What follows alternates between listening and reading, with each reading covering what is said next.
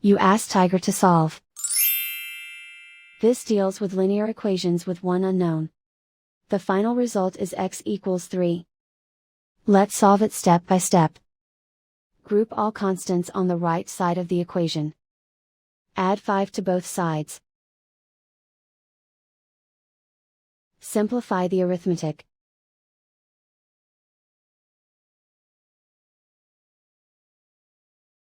Isolate the x. Divide both sides by 6. Simplify the fraction. Find the greatest common factor of the numerator and denominator. Factor out and cancel the greatest common factor. And so the final result is x equals 3.